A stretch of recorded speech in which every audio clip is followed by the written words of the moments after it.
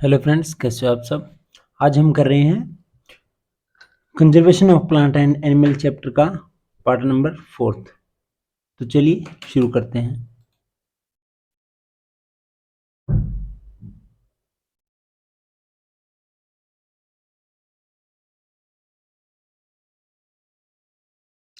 इससे पहले हमने biosphere reserve, national park and wild life sanctuaries के बारे में पढ़ा। तो उसके बारे में हमने, उम्मीद करता हूँ आपको समझ आ गया होगा। तो आज हम बात करते हैं red data book. Red data book क्या है? रेड डाटा बुक एक ऐसी बुक है जो इंटरनेशनल लेवल पे एक ऑर्गेनाइजेशन है, उनके पास ये होती है। इसके अंदर जो विलुप्त हो रही प्रजातियां हैं, यानी कि जो इंडेंजर स्पीसीज हैं, उनकी सभी डिटेल रहती है इसके अंदर। कौन से देश के अंदर कौन सी प्रजाति है, स्पीसीज है जो कि लुप्त होने की कगार पे है, और उसका संरक्षण किया जाए, कैसे किया जाए, सब डिटेल इसके अंदर होती है। ये पूरे विश्व के अंदर जितनी भी प्रजातियां हैं लुप्त होने वाली, उनका डाटा इसके अंदर रहता है। और ये तो है इंटरनेशनल लेवल की बात। हमारे इंडिया में भी खुद की, इंडिया के लेवल की रेड डाटा बुक है, जिसके अंदर इंडिया के स्पीसीज हैं जो इंडेंजर्ड है, उनकी डिटेल इंडिया की गवर्नमेंट रखती है अपने पास। तो चलिए हम शुरू करते हैं। Red data book. Red data book क्या है? Red data book, professor Ahmed explains about red data book to the children. यानी कि प्रोफेसर अहमद हैं, वो बच्चों को रेड डाटा बुक के बारे में बताते हैं। ही tells them that red data book is the source book which keeps A record of all the endangered animal and plants. यानी कि प्रोफेसर अहमद बताते हैं कि जो रेड डाटा बुक है, वो जो इंडेंजर्ड एनिमल एंड प्लांट्स है, यानी लुप्त होने वाली प्रजातियों हैं, उनका सभी डाटा अपने अंदर रिकॉर्ड रखती है। जो भी उनके सोर्सेज है वो सारे रिकॉर्ड रखती हैं। ठीक है। Red data book is maintained internationally by organisation. यानी रेड डाटा बुक है, उसका रख रखाव कौन करता है? इंटरनेशनल लेवल पे होता है, जो कि एक ऑर्गेनाइजेशन द्वारा किया जाता है। India also maintains red data book for plants and animal found in India. जैसे मैंने बताया आपको, इंडिया अपने लेवल पे भी रेड डाटा बुक को मेंटेन करता है फॉर प्लांट एंड एनिमल, जो कि भारत के अंदर जो प्लांट है और एनिमल है और वो लुप्त होने की कगार पे हैं, उनके लिए रिकॉर्ड रखती है। प्रोफेसर अहमद बच्चों को रेड डाटा बुक के बारे में बताते हैं। वह उन्हें बताते हैं कि रेड डाटा बुक वह स्रोत पुस्तक है जो सभी लुप्त प्राय यानी इंडेंजर्ड जानवरों और पौधों का रिकॉर्ड रखती है। रेड डाटा बुक का रखरखाव अंतरराष्ट्रीय स्तर पर एक संगठन द्वारा किया जाता है। भारत में पाए जाने वाले पौधों और जानवरों के लिए रेड डाटा बुक भी रखता है, यानी इंडिया भी अपने लेवल पे रेड डाटा बुक रखता है। तो अब देखिए माइग्रेशन क्या होती है। अपने स्कूल कॉलेजेस में तो सुना होगा माइग्रेशन के बारे में। अब हम यहाँ पे बात करते हैं माइग्रेशन की। माइग्रेशन का अर्थ होता है एक जगह से चल के दूसरी जगह जाना। ठीक है। एक जगह से चल के दूसरी जगह जाना किसी पर्पस के लिए, किसी कार्य के लिए, वो क्या होता है? माइग्रेशन होता है। कुछ पक्षी हैं जो कि प्रवास करते हैं एक स्थान से दूसरे स्थान के लिए। क्यों करते हैं? क्योंकि जो उनके इनहेबिटेट हैं, उनके प्रवास हैं, ठीक है, उनमें जो जलवायु होती है वहाँ की एक समय के लिए, वो उनके अनुकूल नहीं होती, इसलिए वो वहाँ से प्रवास करके दूसरी जगह चले जाते हैं जहाँ जहाँ की जलवायु उनके प्रवास के अनुकूल होती है। ठीक है। तो अगर हम बात करें हरियाणा के अंदर, अगर हम बात करें हरियाणा के अंदर सुल्तानपुर पक्षी विहार है।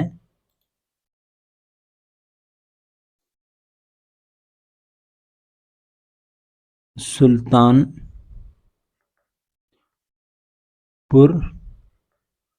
पक्षी विहार, यह कहाँ है? गुरुग्राम में है। कहाँ है? गुरुग्राम में, गुरुग्राम में है। ठीक है। यहाँ पे सुल्तानपुर पक्षी विहार में भारत में सुल्तानपुर पक्षी विहार में सर्दियों के अंदर, सर्दी की हम बात करें तो रूस, ब्रिटेन, पूर्वी देशों और मध्य देश यानी इंग्लैंड वगैरह, और पूर्वी देश जो पूर्व की तरफ हैं उनसे लगभग 228 प्रजातियां आती है पक्षियों की। 228 प्रजातियां, स्पीसीज आती हैं जो कि सर्दियों के अंदर वहां पे आती है। वो क्यों आती है? क्योंकि रूस और जो मध्य एरिया है, वर्ल्ड का मध्य देश है, वहां पे क्या होता है कि सर्दियों के अंदर वहां की जलवायु है वो और ज्यादा ठंडी होती है। ठीक है। जिसके कारण वो जब अंडे देते हैं, वो अंडे देने के लिए, उनके अंडे देने के लिए सर्दियों में वहां पे तापमान ज्यादा गिर जाता है, डाउन कम आ जाता है, जिसके कारण सर्दी बढ़ जाती है। और उनके जो अंडे देने का समय है या अंडे देने के लिए उनको जलवायु चाहिए, वो हमारे हरियाणा में मिल जाती है। ठीक है। इसलिए वो पक्षी प्रवास करते हैं और उन पक्षियों को प्रवासी पक्षी कहते हैं। अब देखिए, the excursion party then enters deeper into the forest under the guidance of Madhav ji. यानी कि जो एक्सकर्शन का मतलब क्या होता है? घूमने वाली, जो घूमने आए होते हैं वो, यानी भ्रमण कर रहे पार्टी है जो, यानी बच्चों का जो ग्रुप है, enter deeper into the forest, वो जंगल के और अंदर चले गए under the guidance of Madhav ji, Madhav ji के संरक्षण में। They sit near the Tawa reserve to relax for some time. Tawa reserve कहाँ है बताओ? तावा रिजर्व पंचमढ़ी बायोस्फीयर रिजर्व के अंदर है। फॉर सम टाइम, कुछ समय के लिए वहां पे वो रुक गए। Paheli observe some of birds near the river. Paheli ने देखा कि कुछ बर्ड्स हैं रिवर के पास में। Madhav ji tells the children that, Madhav ji बच्चों को बताते हैं कि these are migratory birds. Migratory क्या होता है? प्रवासी। जो भी मैंने बताया, मध्य एशिया से जो चल के आते हैं वो बर्ड्स क्या हैं? प्रवासी। These birds have flown here from other part of the world. यानी कि ये जो पक्षी हैं, फ्लोन का मतलब होता है उड़ के आना, here from other parts of the world, यानी कि दुनिया के दूसरे भागों से, यानी दूसरे देशों से उड़ के यहाँ आते हैं। भ्रमण दल फिर माधव जी के मार्गदर्शन में जंगल में गहराई में प्रवेश करते हैं। वे कुछ देर आराम करने के लिए तवा जलाशय के पास बैठते हैं। तवा जलाशय कहाँ है? तवा जलाशय है पचमढ़ी बायोस्फीयर रिजर्व में। पहली ने नदी के पास कुछ पक्षियों को देखा। माधव जी बताते हैं कि ये प्रवासी पक्षी हैं, यानी माइग्रेटरी बर्ड्स हैं। ये पक्षी विश्व के अन्य भागों से उड़कर यहाँ आते हैं। अब देखिए माइग्रेटरी बर्ड्स क्या होते हैं, प्रवासी पक्षी क्या होते हैं। Migratory birds fly to far away areas every year during the particular time because of climate changes. यानी कि एक जगह क्या, आपको पता है जैसे हमारे इंडिया में जनवरी और दिसंबर, यानी दिसंबर और जनवरी के अंदर सबसे ज्यादा सर्दी पड़ती है। ठीक है। सबसे ज्यादा सर्दी होती है, जिसके कारण यहाँ का तापमान काफी कम हो जाता है। लेकिन पक्षियों को जब अंडे देने होते हैं तो वो तापमान उनके अंडे देने के समय से अनुकूल नहीं होता। ठीक है, मैच नहीं होता। इसलिए वो क्या करते हैं कि एक जगह से दूसरी जगह, ऐसी जगह जाते हैं जहां पे उनके अंडे जो तापमान है उनके अंडे देने के अनुकूल हो। तो वो वहां पे क्या हो गए? प्रवासी पक्षी हो गए। ठीक है। Migratory birds flew far away areas every year during the particular time because of climate change. They fly for laying eggs, यानी कि अंडे देने के लिए, as the weather in their natural habitat, यानी कि जो उनको प्राकृतिक आवास में अंडे देने होते हैं वो क्लाइमेट उन्हें चाहिए। अब देखिए नेचुरल हैबिटेट, जो उनके नेचुरल हैबिटेट है यानी जहाँ से वो आए हैं, become very cold and inhospitable, यानी कि जहाँ से ये उड़ के आए हैं वहाँ क्या होता है, ठंड बहुत ज़्यादा हो जाती है, और इनहॉस्पिटेबल यानी कि बहुत ही रहने लायक नहीं रहता वो, यानी दुर्गम हो जाता है। Birds who cover long distance to reach another land, अब यहाँ से देखिए आप, यहाँ से देखिए, दी व birds who cover long distance to reach another land are known as migratory birds, यानी कि जो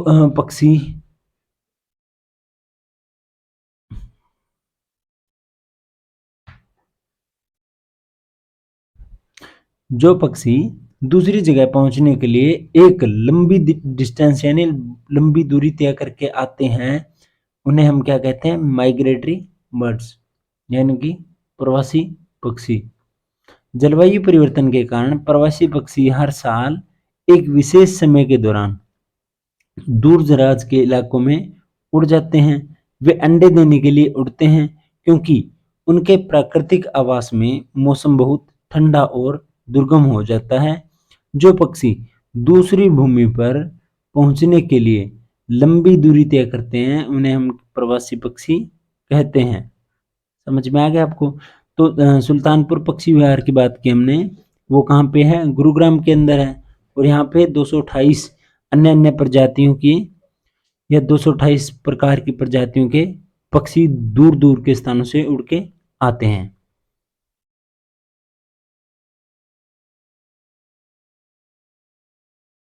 अब हम बात करते हैं रिसाइकलिंग ऑफ पेपर, यानी कि कागजों का पुनः चक्रण।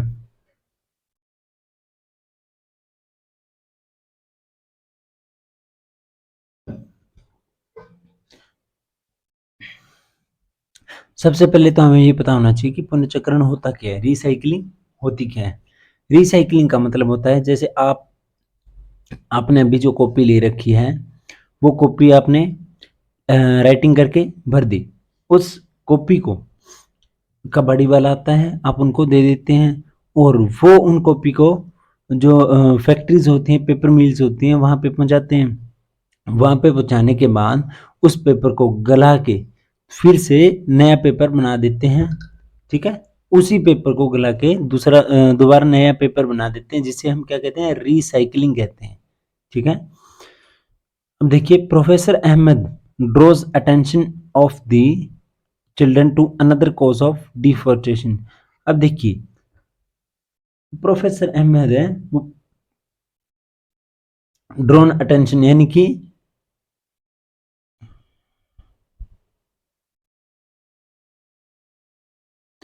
बच्चों का ध्यान खींचते हैं किसकी तरफ, कि एक दूसरा भी कारण है जो वनोन्मूलन का कारण है, यानी कि डिफोरेस्टेशन का कारण है। She tells he tells them, वे उन्हें बताते हैं कि it takes 17 full grown trees to make 1 ton of paper, यानी कि 1 टन पेपर बनाने के लिए तकरीबन 17 बड़े पेड़ लग जाते हैं। Therefore we should save paper, इसलिए हमें पेपर बचाना चाहिए।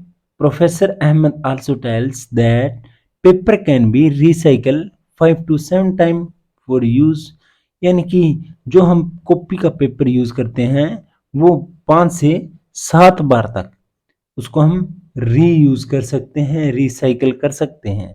If each student saves at least 1 sheet of paper in a day, यानी कि पूरे दिन में अगर एक बच्चा 1 sheet बचाए अपने कॉपी की, तो we can save many trees in a year, तो इस प्रकार हम साल में काफी पेड़ बचा सकते हैं।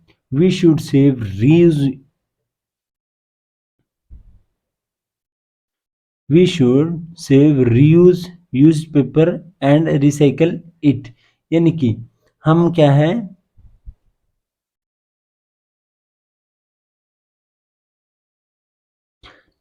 हम जो पेपर हम यूज कर देते हैं उनको हम बचा के रिसाइकिल के लिए भेज सकते हैं, जिससे पेड़ों को बचा सकते हैं। By this we not only save trees, इस प्रकार हम जो करेंगे रिसाइकिल के लिए भेजेंगे या पेपर को बचाएंगे, तो सिर्फ ट्रीज को ही नहीं but also save energy on water needed to manufacturing paper.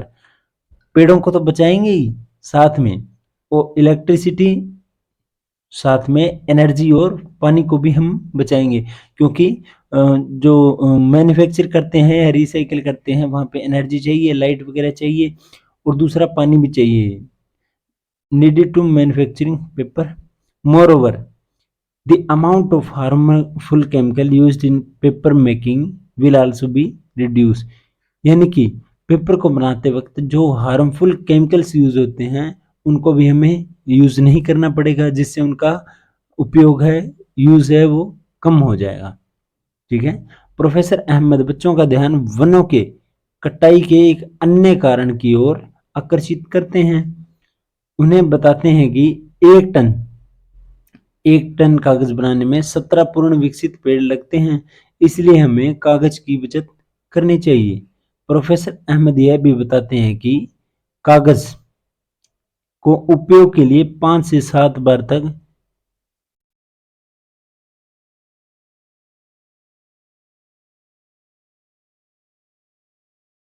Recycle किया जा सकता है। यदि प्रत्येक छात्र एक दिन में कम से कम कागज की एक शीट बचाता है तो हम एक वर्ष में कई पेड़ बचा सकते हैं। हम उपयोग के लिए कागज को बचाना चाहिए, उनका पुनः उपयोग करना चाहिए, उन्हें फिर से यूज करना चाहिए और उनका पुनःचक्रण करना चाहिए, यानी कि उनको जलाने फाड़ने की बजाय हमें उनको रिसाइकिल के लिए भेजना चाहिए। इससे हम न केवल पेड़ों को बचाते हैं बल्कि कागज बनाने के लिए आवश्यक ऊर्जा और पानी की भी बचत करते हैं। इसके अलावा कागज बनाने में इस्तेमाल होने वाले हानिकारक रसायनों की हानिकारक रसायनों की मात्रा भी कम हो जाएगी, यानी कि हम रीयूज करेंगे, रिसाइकिल करेंगे उसको, कागज को, तो वहां पे जो केमिकल कागज बनाने के लिए डालने पड़ते हैं वो फिर से नहीं डालने पड़ेंगे, क्योंकि यहाँ तो पहले से ही कागज है, हमें सिर्फ उसका रिसाइकलिंग करनी है। अब देखिए, अब हम बात करते हैं रिफोरेस्टेशन, यानी कि वनों को फिर से हरा भरा करने की बात करते हैं।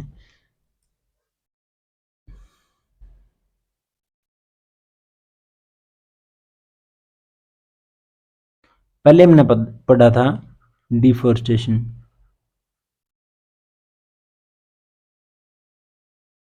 यानी कि वनोन्मूलन पढ़ा था। ठीक है।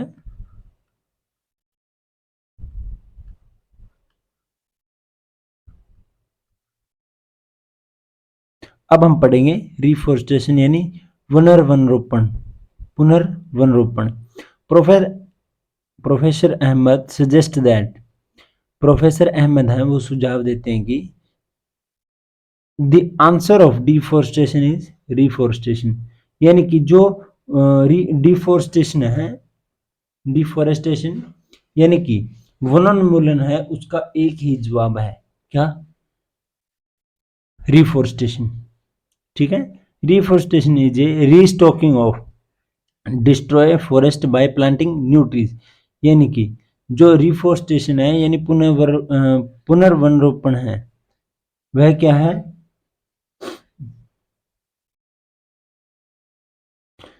रीस्टॉकिंग, यानी कि फिर से पेड़ लगा के, यानी कि जहां पे हमने पेड़ काटे हैं वहां पे दोबारा फिर से नए पेड़ लगा के उसको हम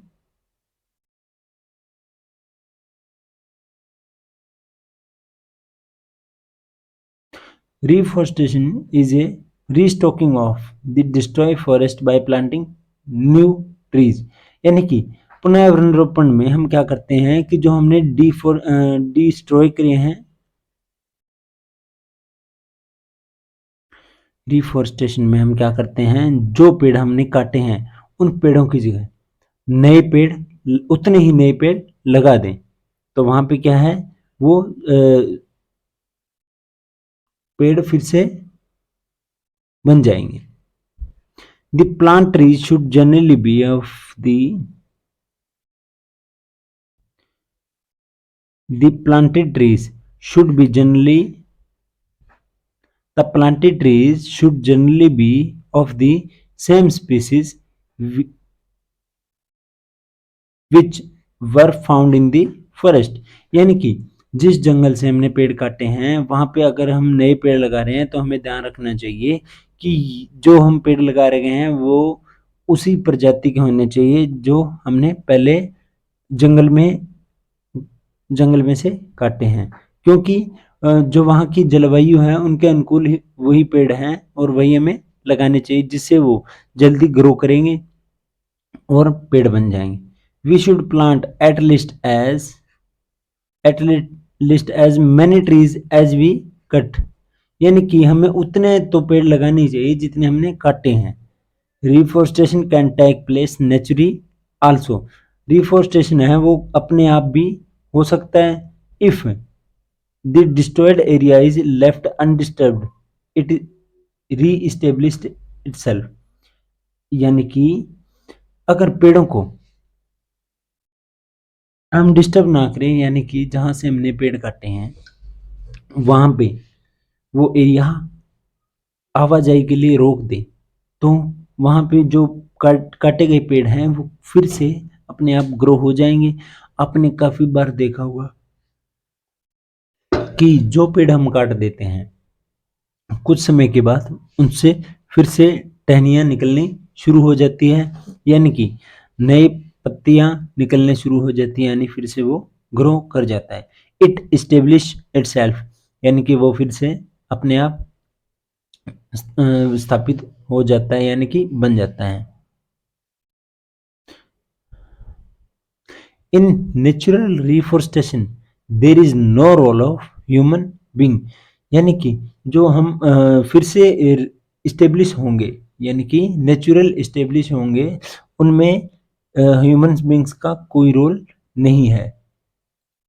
we have already cause tremendous damage to our forest. यानी कि हम ऑलरेडी, यानी कि पहले से ही जो हमारे फॉरेस्ट हैं उनको हम नुकसान पहुंचा चुके हैं। If we have to certain our green wealth for future generation. अगर हम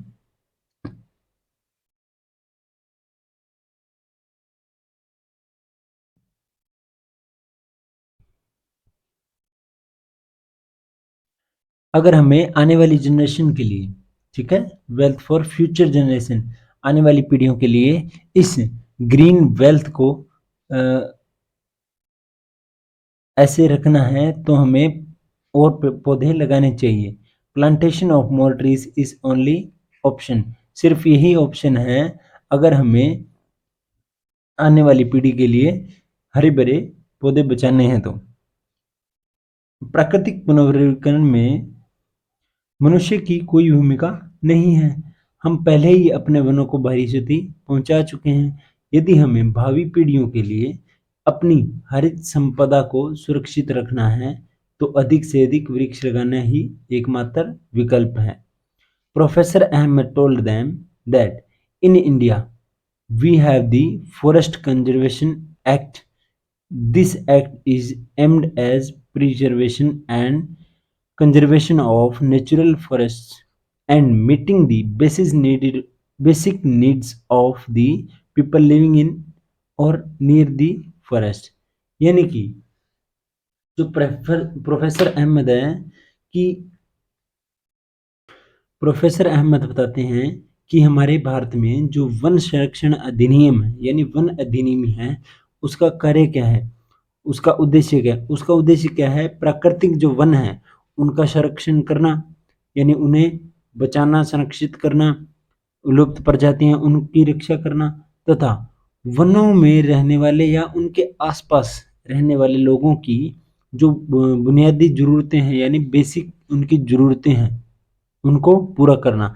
यानी कि जैसे जंगल में रह रहे लोग हैं और उस जगह को बायोस्फीयर रिजर्व घोषित कर दिया है, तो वहाँ के लोगों की जो ज़रूरतें हैं, लकड़ी है, पानी है, ठीक है, फल है, खाने योग्य जो चीज़ें हैं, उनको पूरा करने के लिए वो जंगलों के अंदर जाएँगे, वहाँ से लेके आएँगे, तो उनको वह रोक नहीं सकते, ठीक है? उनकी बुनियादी ज़रूरतें हैं, उनको पूरा करते हैं। तो ये आज हमारा चैप्टर कंप्लीट हो गया, conservation of plants and animals. तो उम्मीद करता हूँ ये आपको समझ में आ गया होगा। Thank you.